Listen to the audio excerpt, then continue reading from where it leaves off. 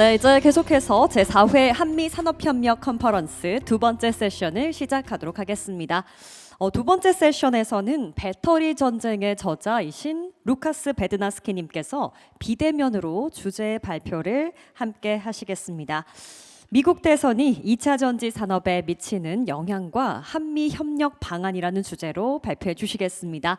여러분들의 뜨거운 박수와 함께 화면으로 만나보겠습니다.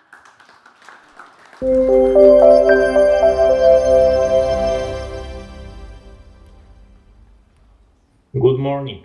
Thank you for having me here virtually and for an opportunity to speak on this important topic of the South Korea-US cooperation in battery and the EV space, as well as an impact of upcoming US presidential elections on the industry. Both South Korea and the US are close to me for different reasons, so I'm double grateful for an opportunity to reconsider the topic and participate in a dialogue on this strategic forum. Our conversation will center around the discussion of characteristics and strengths of the South Korean and the US battery and EV industries, and the emerging opportunities for closer cooperation. And I can assure you that there are many. Further, we will look at quick scenario analysis of the upcoming US presidential election already on November the 5th, and its potential impact on the development of the EV supply chain in the country. Then we will focus on discussing major trends in batteries and EVs and what the future holds. Follow the trend lines, not the headlines, Bill Clinton once said, and we are going to keep in mind this advice in our analysis. So what are the most important things to know about the South Korean battery and EV industry? Well, there's a couple. First of all, South Korea has the second highest battery manufacturing capacities globally. Only China ranks higher. South Korean battery companies have significant production capacities, not only in the country but also abroad, including China, Europe, and the US. In fact, they play a key role in building more regionalized EV supply chain in Europe and America. It's important to say that South Korean corporate players are active across the battery and EV supply chains, being directly involved in battery metals mining, refining, cathode and pre-cathode materials manufacturing, but also in key battery components manufacturing, such as separators and etc. South Korean industry is not only focused on the status quo, it's grown on innovation and excellence in manufacturing, and it looks into the future as a strict global leader in the number of patents filings and R&D investments in battery technologies. South Korea has also one of the strongest automotive industries, and its globally popular brands as Kia and Hyundai offer a wide range of purely electric and hybrid vehicles, historically being among pioneers of passenger cars electrification.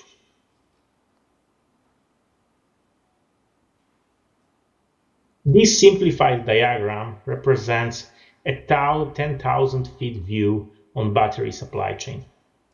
It shows its specialized character and complexity. Many people associate battery industry only with mines for battery metals and battery factories. They don't see the complex steps in between and numerous players involved in this challenging high-tech industry. Complex high-tech supply chains tend to be globally distributed. This could be surely said about semiconductor industry that we also hear about here. But what is remarkable, South Korean companies are active in almost all the supply chain segments that we see on this slide, with only few exceptions.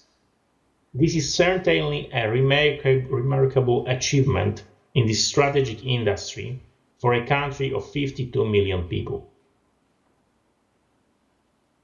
Here you can see logos of the major companies that contributed to this situation, but there are many more. I was tempted to classify them by industry segment they work in, but most of them work across the segments and besides are so dynamic that such strict classification will not hold for too long. They grow and evolve together with industry.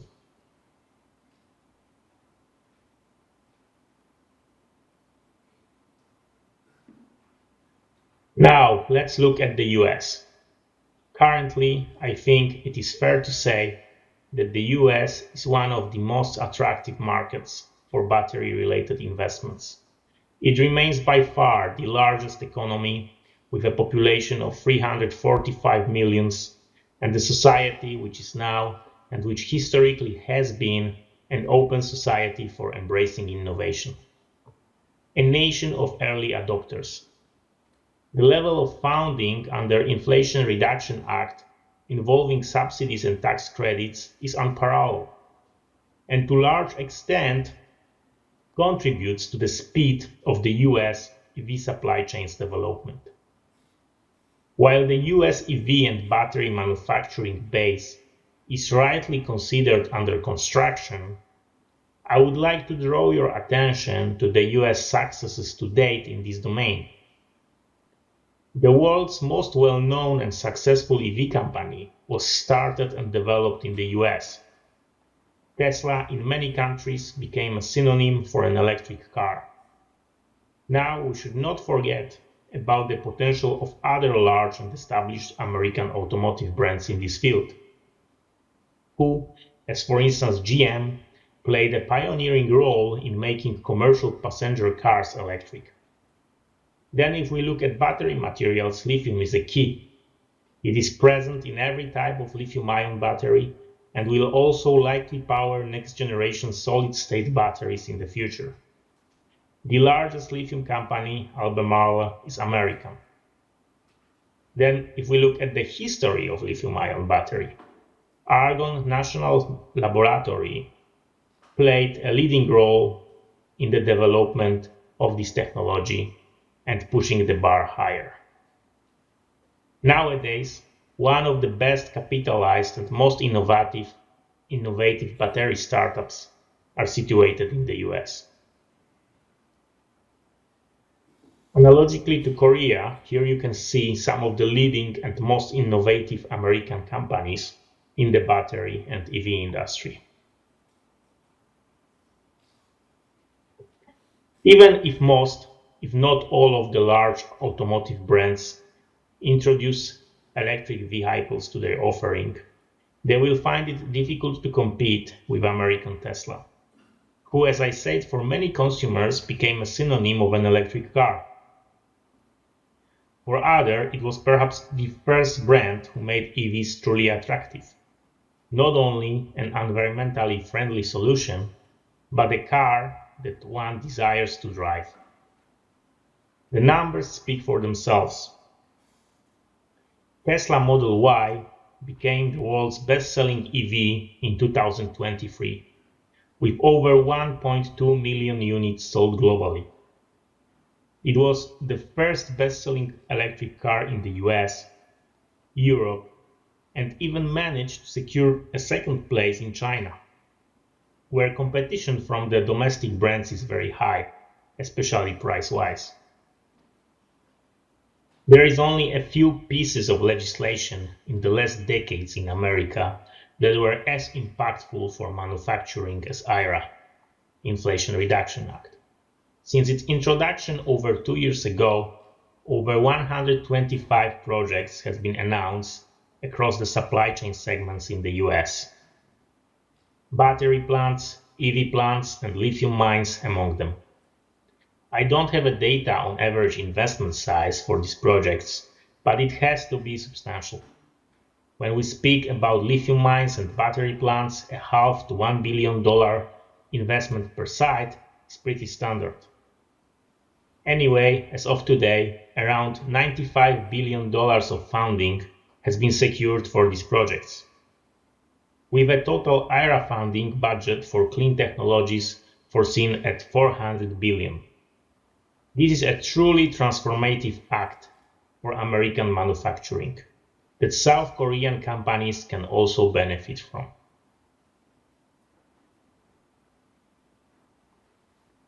I'm sure that while I'm going through the slides, the opportunities for cooperation between South Korea and the US in battery and EV industries become self-evident. But I would like to focus your attention on the three areas that two countries can benefit the most.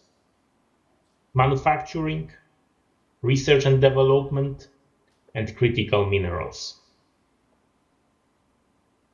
So when we look closer at opportunities in manufacturing, only the components and materials coming from the countries with free trade agreements with the US can qualify for EV tax credits. There are thresholds regarding that. The US has free trade agreements only with 20 countries in the world. Among these countries, only South Korea, Australia, and Chile play a real role in battery supply chains. And with that said, Australia and Chile act as miners and refiners. This places South Korea in the unique position to benefit. The advantage that Japan or the EU, even if close friends and allies, do not share. By establishing manufacturing facilities in the US, South Korean companies can benefit from IRA and expand their market share. They can establish a strong foothold in the country that one day can become a biggest EV market. They can benefit from lower energy costs in the US, and battery industry can be energy intensive, as we all know. The benefit, however, is mutual. Participation of South Korean companies accelerates the development of the US supply chain. In terms of supply chain security, South Korea is a natural and reliable partner to decouple from China.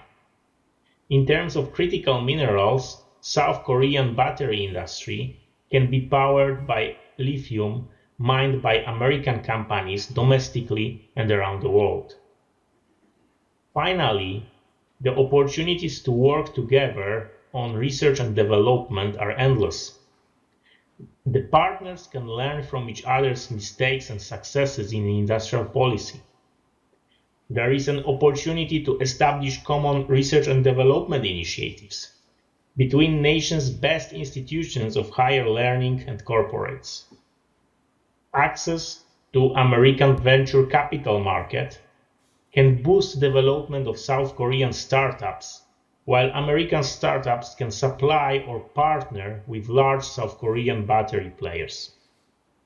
These are just several examples for cooperation, but the potential scope can be much wider. I encourage you to look closer at these opportunities.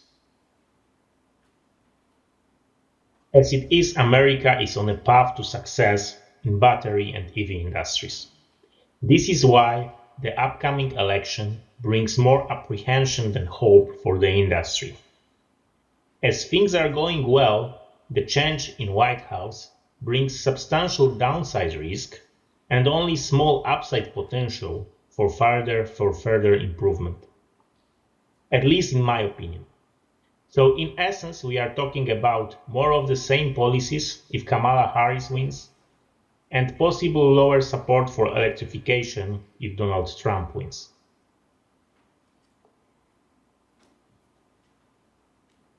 If Kamala Harris wins, we can count largely on continuation of President Biden policy. Tax credits will be maintained for a foreseeable future. We can also expect further support for electrification of trucking and public transport. Kamala Harris talks, for instance, about spending $1 billion annually for the next 5 years to electrify school buses in America. She also advocates heavily for rollout of charging infrastructure to popularize EVs, and she calls for support for more training for EV technicians to make electric car servicing more universal and affordable.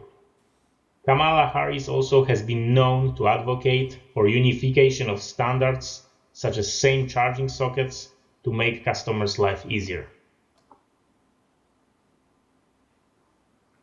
In contrast, historically, Donald Trump never seemed as a big believer in universal electrification of transportation. He claims to like EVs, but seems to see them more as a niche choice, not a universal solution. On many occasions, he made his intention clear to scrap EV credits as he takes office, not being a big believer in subsidies in general. It remains to be seen whether Congress would allow for it, as it won't be only his decision. He has been also talking about relaxing emission standards, what would put less pressure on the speed of fleet electrification in the US. He's a staunch supporter of fossil fuels industry. His "Drill Baby Drill" on many occasions made headlines. This may mean even lower energy prices in America, what could be good for manufacturing, but at the cost of higher carbon footprint. He would like to redirect spending on clean tech energies to infrastructure. Donald Trump also promises tax cuts and deregulation in many areas from employment law to M&A activities. This could be positive for the industry in the short term, but at the price of slower mass electrification. No matter who wins for the White House, there are major global trends to watch for, affecting our industries of interest globally. The EV sales growth in 2023 was over 30%, what is very strong despite the mass media talking about slowdown. China is still the biggest EV market, but there is growing importance of the European and the US markets, which constitute respectively second and third biggest markets globally. It is possible that very soon EU will overtake China in EV sales. Across the industry, production costs are decreasing, starting from raw materials and ending on battery packs. According to some, a cost parity between EVs and conventionally powered vehicles has been already achieved. In last months, many observers were taken by surprise by a sudden commercialization of sodium-ion batteries in China. They are very cheap and good for low-budget and low-performance electric cars. But still, despite a lot of work going on the next battery technologies, there is no imminent replacement to lithium-ion technology. But there is an increasing dilemma whether to invest in supply chains for high nickel or LFP lithium-ion battery. LFP chemistry has been written off too early, and now this starts to show. The consumers often go for lower cost solutions. Despite many talks and announcements around it, global battery industry also remains heavily reliant on supplies from China. Decoupling is a fact, but in certain segments of the battery supply chains, it's going very slow.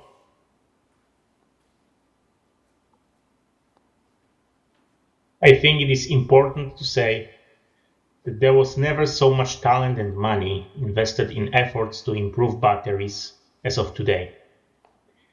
Battery-related innovations undergo its renaissance. It's also important to say that a lot of innovation is happening in every small part of this world. The race is not only about the holy grail of high energy density. There are solutions for better current collectors, adaptive charging algorithms, and ionic liquids electrolytes. What I try to say here is that there are very concrete incremental improvements everywhere that adds up to better battery performance.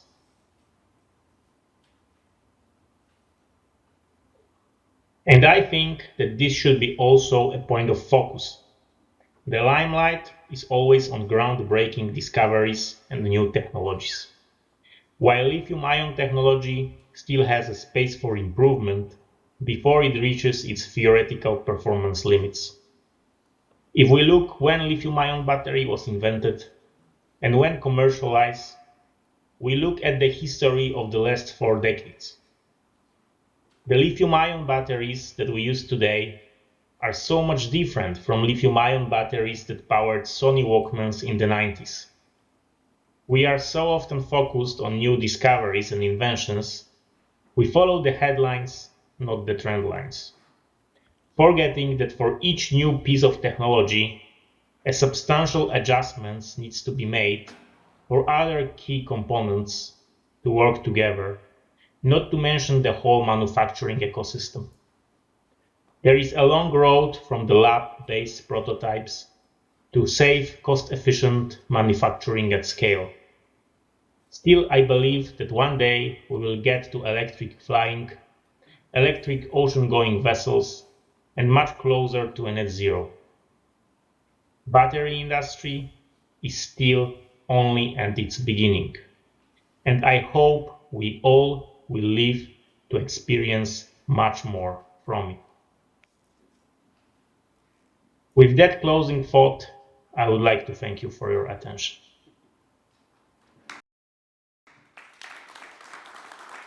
네, 감사합니다. 배터리 전쟁 저자 루카스 벤나스키님께서 비대면으로 두 번째 발표 함께 해주셨습니다.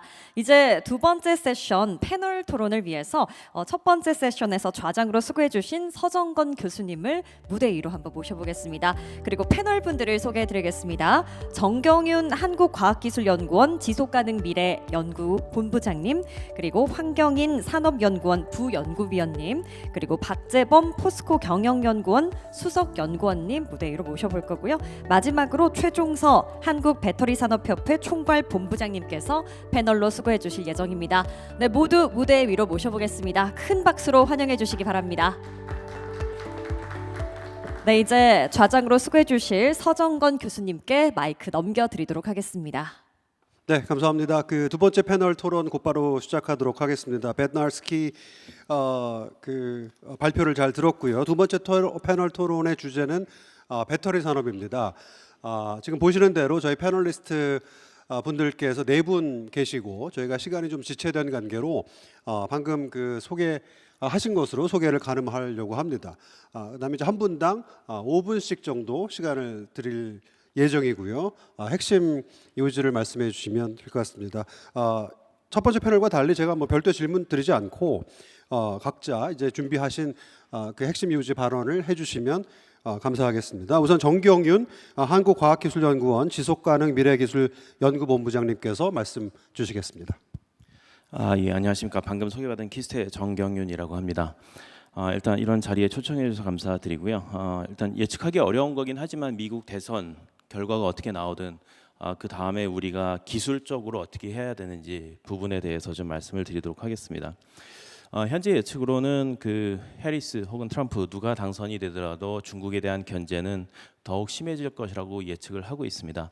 그런데 방법론에서는 조금 많이 다른 방향이 있을 것 같고요. 그에 대해서는 아마 다른 패널 분들께서 더 자세히 말씀을 주실 거라고 생각을 합니다. 그런데 이제 그런 IRA나 IRA가 나중에 어떻게 될지 모르겠지만 IRA나 이런 걸 통해서 좀 중국을 견제하더라도 또 미국의 기업 입장에서는 기업의 이익이 우선이기 때문에 이 IRA를 우회해서 기업의 이익이 되는 방향으로 가려고 하는 그런 경향이 여전히 있을 것이라고 생각이 됩니다.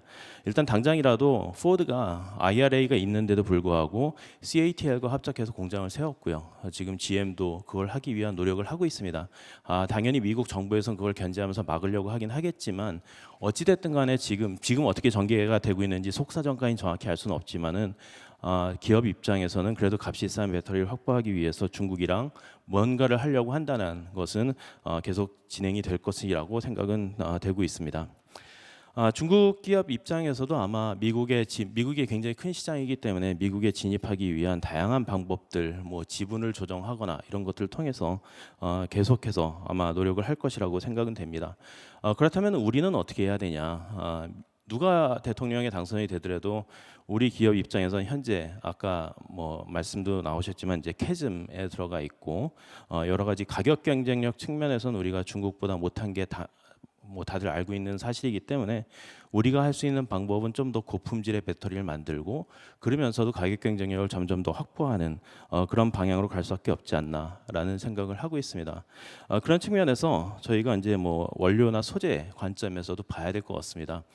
배터리 산업의 어떤 그 수익 구조를 보시게 되면은 원료 단으로 갈 때 그쪽이 더 수익이 크고요. 배터리 쪽으로 갈수록 수익이 좀 적게 이렇게 나눠지고 있습니다. 그러면은 우리 기업들은 제 생각에는 지금 수직 계열을 해 가면서 그러면서 전반적인 산업 전체를 컨트롤하면서 이제 사업을 해야 되지 않나 이렇게 생각을 합니다. 이렇게 하는 것이 미국의 IRA에 대응하는 방안이기도 하고요. 그다음에 트럼프든 해리스든 누가 대통령이 돼도 중국을 견제하기 때문에 중국과의 어떤 연결된 그런 부분들을 조금씩 끊어내는 일들을 해야만 된다라고 생각을 합니다. 우리 그 서플라이 체인을 잘 보시면은 특히나 원료단, 소재단에서 우리가 중국에 의존하는 게 상당히 많습니다. 그렇기 때문에 기술 개발을 통해서 거기에서의 의존도를 점점 더 좀 줄여 나가는 그런 쪽으로 노력을 많이 해야 될 거고, 그렇게 할 때 우리가 진정한 배터리 1등 국가가 되지 않을까 생각을 합니다. 그리고 한 마디 더 덧붙여서 말씀을 드리면 지금 배터리 산업이나 혹은 반도체 산업이나 점점 더 좀 새로운 것을 추구하는 그런 쪽으로 가고 있습니다. 아까 앞서서 반도체도 있었지만은 향후에는 AI 위주의 어떤 반도체들이 될 건데, 그런 반도체들의 특징은 뭐냐 하면 고성능을 요구하고 그러면서 상당히 많은 전력을 소모하게 됩니다. 반도체 입장에서 저전력을 추구를 하긴 하겠지만 배터리 입장에서도 그 전력을 담당할 수 있는 그런 에너지 밀도를 가지는 배터리를 공급을 해줘야만 됩니다. 자동차 입장에서도 커넥티드 카나 자율주행차로 점점 가면 갈수록 전력 소비량이 상당히 많아지게 되고, 현재 배터리로 그거를 진짜 다 할 수 있을지 좀 고민을 해야 되는 그런 상황에 있습니다. 그런 측면에서 보면 현재 이제 저가 배터리인 LFP가 계속 지속될 수 있는가?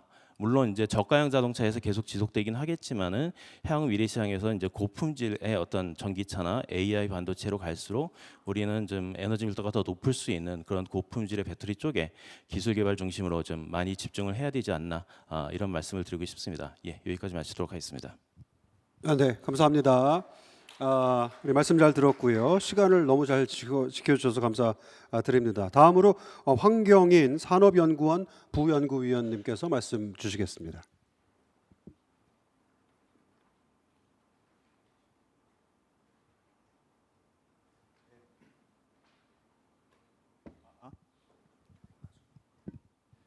네, 안녕하십니까. 산업연구원 황경인 부연구위원입니다.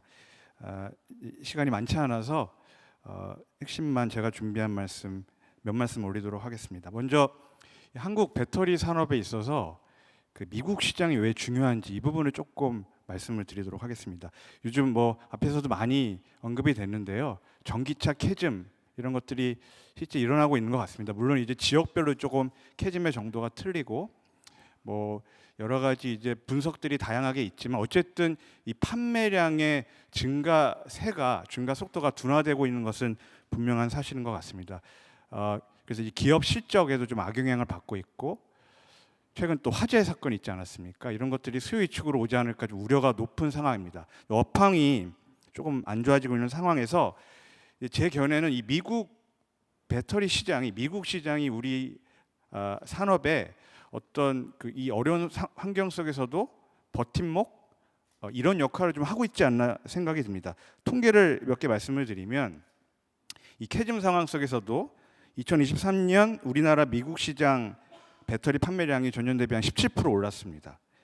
근데 이제 고무적인 거는 판매량만 는 게 아니라 점유율이 올랐습니다. 그러니까 2022년만 해도 한 36% 정도 됐는데 우리나라의 점유율이 작년에 42%를 기록했습니다. 그러니까 일본을 이기고 국가 기준으로 1등을 한 게 2023년이 처음입니다. 그러니까 지금 업황이 좀 안 좋은 상황에서 우리 기업들이 이제 미국에서 잘하고 있는 것, 이것이 상당히 지금 우리 배터리 산업의 어떤 버팀목 역할을 하고 있는데, 문제는 지금 미국 대선입니다. 미국 앞에서 많이들 말씀하셨지만 특히 배터리 산업과 관련해서는 민주당과 공화당과 민주당 양당 간의 이 정강상의 어떤 기조 이런 것들이 굉장히 다릅니다. 그 앞에서 루카스 선생님께서도 말씀해 주셨던 것처럼 여러 가지 이제 그 전동화 관련된, 그러니까 전기차 보급 관련된 어떤 정책 방향도 다릅니다. 예를 들면 해리스 후보의 경우에는 아마도 바이든 행정부의 뒤를 이어서 보급 정책을 계속 유지할 것으로 보입니다. 반면에 그 트럼프는 조금 다를 것 같습니다. 그러니까 앞에서 설명을 다 해주셨기 때문에 어쨌든 이 전동화에 있어서 속도 조절이 있을 것 같은데, 근데 가장 그 양 진영 간의 극명한 차이를 보이는 부분이 배터리 산업과 관련해서 아무래도 IRA 아닐까 싶습니다. 이 IRA 관련해서는 뭐 해리스 후보의 경우에는 여기에 대해서 아주 구체적인 표명을 한 바는 없지만 많은 전문가들이 분석하는 것처럼 바이든 행정부의 기조를 이을 것으로 보입니다. 여기 잘 아시는 대로 그 친환경차 세액공제 있고요. 그다음에 첨단 제조 생산 세액공제 AMPC 있는데 이런 것들이 이제 기존의 내용대로 유지될 것으로 보입니다. 문제는 이제 트럼프인데요.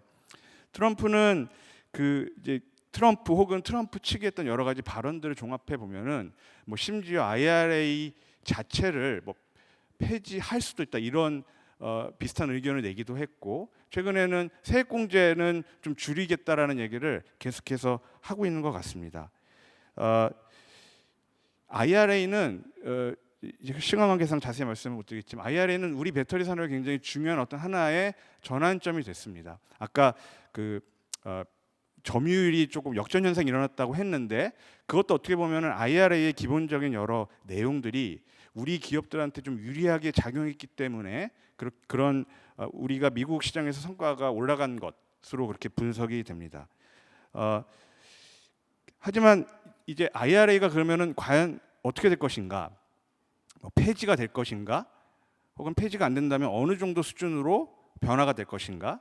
뭐 해리스의 경우에는 말씀드린 대로 큰 변화가 없을 것으로 보이지만 트럼프가 당선됐을 경우에는 이것이 어느 정도 수준으로 바뀔지에 대해서 조금 분석이 필요합니다. 제 개인적인 견해는 폐지는 어려울 것으로 보입니다. 많은 분들이 분석하시는 것처럼 이 폐지를 하려면은 일단 뭐 트럼프가 당선도 돼야 되지만 양당 상원과 하원 이 양원을 다 장악을 해야 되고요.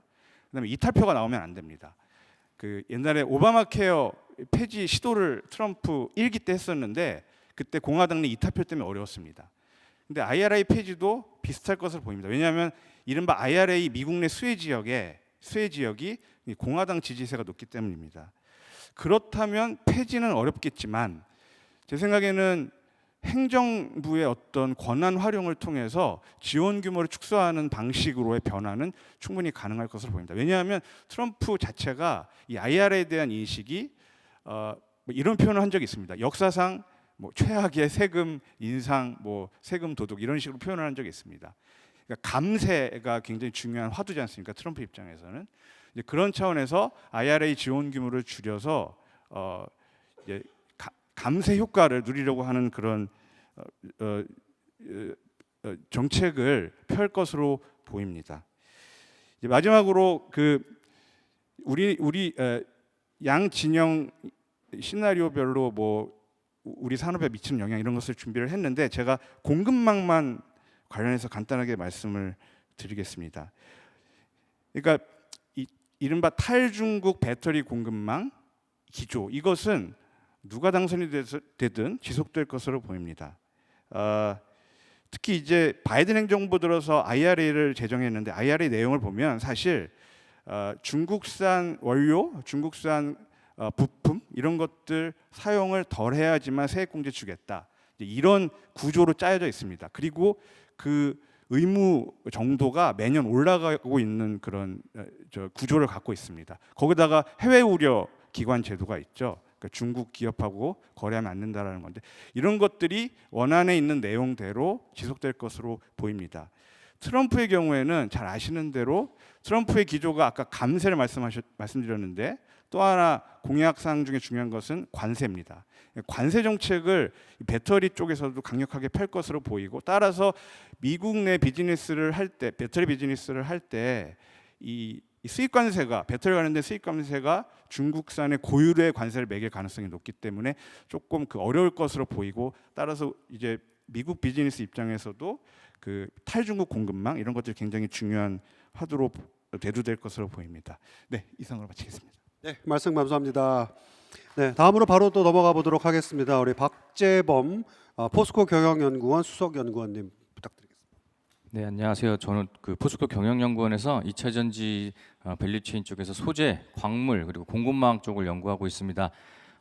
요즘 너무 그 전기차 캐즘하고 화재 얘기를 많이 들어서 항상 저희가 요즘에 이제 고민하는 게 그러면은 우리는 캐즘은 어차피 극복될 것이기 때문에 포스트 캐즘에 대해서 지금 준비를 해야 되는 시기인가 아닌가 뭐 저는 그런 생각을 해봤습니다. 근데 포스트 캐즘, 그러니까 결국에는 캐즘을 좀 더 빨리 극복하고 포스트 캐즘 시대에 글로벌 경쟁력을 확보하기 위해서는 결국에는 지금 현재까지 뭐 양적 성장 중심으로 해서 뭐 그 사람의 신체에 비유하자면 이제 체격을 그동안 키워왔다면 앞으로는 이제 체격이 커진 상태에서 체질이라든가 체력 이런 부분에 좀 더 강화를 할 필요가 있다고 봅니다. 그게 결국 질적 성장일 텐데요. 질적 성장을 위해서는 가장 중요한 게 결국에는 공급망이 될 것입니다. 이 캐즘 이후에도 계속 그 한국 배터리 산업이 글로벌 경쟁력을 유지하기 위해서는 이 다운스트림 쪽의 제조에만 초점을 맞출 것이 아니라 이 업스트림과 같이 연계된 전반적인 2차 전지 밸류체인 생태계 공급망 강건화가 중요하다고 봅니다. 중국이 지금 뭐 전기차 배터리 글로벌 공급망을 장악하고 있지만 불과 10년 전만 해도 그렇지 않았습니다. 중국이 그러니까 이 전기차 판매량을 보면 2014년도에 제일 세계에서 많이 전기차가 판매된 국가가 미국이었고요. 2015년이 유럽이었습니다. 그러니까 2016년 정도부터 이제 중국이 세계 시장을 장악하기 시작했는데 중국이 어떻게 그럼 세계 전기차 시장 전체 공급망을 장악했는지를 살펴보면 2010년대 초반부터 중국이 이 보조금을 지급을 했죠. 근데 중국은 배타적으로 보조금을 지급을 했습니다. 중국산 배터리가 장착된 전기차에만 보조금을 지급했고 당연히 중국산 배터리는 중국산 소재와 광물을 사용을 했습니다. 그러면서 불과 10년 만에 이렇게 중국이 세계 전기차 시장과 공급망을 장악을 하게 되었는데요. 지속 가능한 모델이 아니라고 봅니다. 여기저기서 지금 이미 챌린지가 발생을 하고 있고 그리고 특히나 이 한국이 우리나라가 이제 광물에서부터 전기차까지 전체 밸류체인에 있어서 중국을 대체할 수 있는 거의 이제 세계에서 유일한 국가라고 볼 수가 있겠는데 앞에서 이제 여러분들이 말씀을 해주셨지만 미국에서 이제 한국과 같이 공조를 하면서 이 밸류체인을 같이 통합할 수 있는 그리고 신뢰할 수 있는 공급망을 구축하고자 하는 움직임들이 계속 발생을 하고 있습니다. 저는 과거에 중국이 글로벌 밸류체인에서 레저널 밸류체인으로 이렇게 이동을 하면서 공급망 장악을 시도를 했다면 이제는 그 레저널 밸류체인이 트러스티드 밸류체인, 그러니까 TVC로 전환되고 있는 단계다라고 볼 수가 있겠고요. 이 부분을 좀 더 강건화하기 위해서 한국 기업들 그리고 한국 정부에서 국내 전체 밸류체인이 좀 강건화될 수 있는 그런 여러 가지 정책들을 만들면서 같이 협업을 했으면 좋겠고요. 그리고 미국에서도 좀 더 지속 가능하고 예측 가능한 그런 정책이, 그러니까 미국 대선 결과에 관계없이 그런 정책들이 계속 나와야 된다라고 생각을 합니다. 하나만 예를 들어서 말씀을 드리면 과거에 IRA가 인플레이션 감축법이 초안이 발효가 됐을 때 미국 내에서 광물과 소재를 생산을 해야지 보조금을 주겠다라는 그런 법이 초안에는 있었습니다. 그래서 한국에 있는 소재와 광물 기업들이 미국에 이제 투자를 열심히 준비하고 있었는데 이 부분이 최종안에서는 이제 바뀌게 되면서 약간 그 혼란스러운 시기가 있었습니다. 그러니까 이렇게 좀 그 바뀌는 부분들이 있기 때문에 기업들이 공급망을 탄탄하게 구축하려고 계획을 했다가도 좀 주저하는 부분들이 많이 있는데요. 저는 그래서 양국 간의 밸류 체인을 좀 그 거의 동일선상에 놓고 이렇게 볼 수 있는 그런 정책들이 많이 앞으로 있었으면 좋겠다라는 견해를 가지고 앞으로 이게 대선 결과에 관계없이 유지될 수 있는 방향으로 그 양국 간의 협업이 많이 있었으면 좋겠다라는 말씀을 드리겠습니다. 네, 감사합니다. 네, 그럼 이제 마지막으로 최종서 한국 배터리 산업협회 총괄 본부장님께서 말씀 주시겠습니다. 네, 한국 배터리 산업협회 최종서 총괄 본부장입니다. 앞에서 좋은 말씀 많이 해주셔가지고 저는 이제 그 내용이 중복될 수 있어서 그걸 간단히 정리하고 기업들 의견을 이제 대신 말씀드린 것으로 대신하겠습니다. 먼저 해리스가 이제 집권할 때는 말씀해주신 바와 같이 관련 제도나 이제 여건은 크게 변화가 없을 것으로 예상이 되고요. 단지 이제 러스트벨트 경합주인 그 지역에서 자동차 경제가 중심인 이런 지역에서 자동차 보급을 완화하는 그런 톤이 있었기 때문에 앞으로 이제 어떻게 전개가 될지 좀 주시할 필요가 있다 이렇게 보여지고요. 문제는 이제 말씀해 주셨지만 이제 트럼프가 집권했을 때 이 행정부 권한을 사용해서 뭐 그 IRA 폐지는 안 되겠지만 IRA 지원 규모가 축소될 경우에 우리 배터리 기업들의 영향은 불가피할 것으로 이렇게 예상이 됩니다.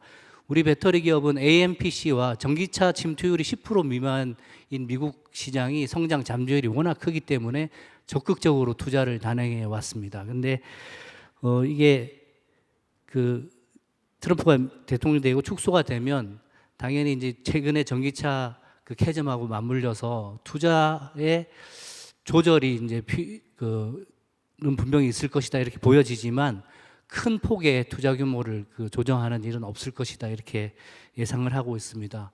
또 하나는 IRA 이후에 미국의 그 배터리 시장 점유율이 우리나라 기업이 굉장히 많이 상승하는 성과가 있었습니다. 그래서 그 IRA 지원 규모 축소될 경우에 당연히 이제 성과가 좀 떨어질 것이다 하는 그 우려 사항이 있습니다.